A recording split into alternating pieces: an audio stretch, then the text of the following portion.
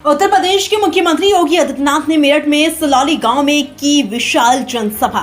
2024 लोकसभा चुनाव में तीसरी बार मेरठ पहुंचे मुख्यमंत्री योगी आदित्यनाथ नाराज ठाकुर और त्यागी समाज को मनाने की कोशिश की।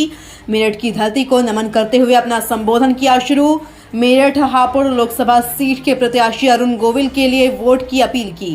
कहा, रामनवमी के अगले दिन ही मेरठ की किठौर की धरती पर आना पड़ा। राम का किरदार निभाने वाले अरुण गोविल को भी नहीं पता था कि 500 साल बाद अयोध्या में रामलला होंगे विराजमान। लोकसभा के प्रत्याशी बनकर बना रहे होंगे श्री राम का जन्मदिन। उन्होंने कहा कि मेरठ ने क्रांति की अलख जगाकर दिलाई थी आजादी। मेरठ के क्रांतिकारी देश के लिए जिए। जो सपना मेरठ के क्रांतिकारियों ने देखा उसको हमारी नई पीढ़ी देख रही है। पाकिस्तान में भूखे मर रहे हैं लोग। 22 करोड़ लोगों को भी राशन नहीं दे पा रहा पाकिस्तान। प्रधानमंत्री नरेंद्र मोदी ने कराया देश में विकास। कश्मीर में हटी धारा 370 का भी किया जिक्र। 3 तलाक नारी सशक्तिकरण के बारे में बोले सीएम योगी। किठौर विधानसभा क्षेत्र के इस वीर भूमि पर बसते सभी बहनों और भाइयों, रामनवमी के अगले दिन ही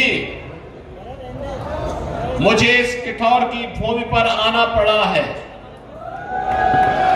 और बहनों और भाइयों, कल आपने देखा होगा जब श्री अरुण गोविल जी रामायण सीरियल में भगवान राम का रोल अदा कर रहे थे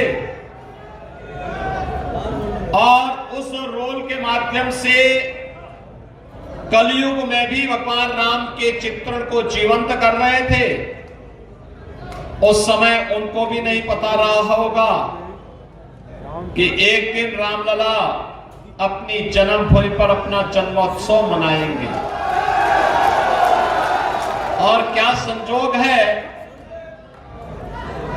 कि जब अरुण गोविल मेरठ हापुड़ लोकसभा सीट से प्रत्याशी बने,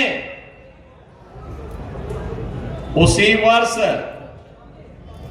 500 वर्षों का इंतजार समाप्त करते हुए रामलला भी अपनी जन्मभूमि पर अपना जन्मोत्सव मना रहे हैं। मुद्दा है हमारे पूरे देश का विकास, जिसकी राह, जिसकी गति ऊपर श्री मोदी जी ने और हमारे प्रदेश में श्री योगी जी ने निर्धारित कर दी है।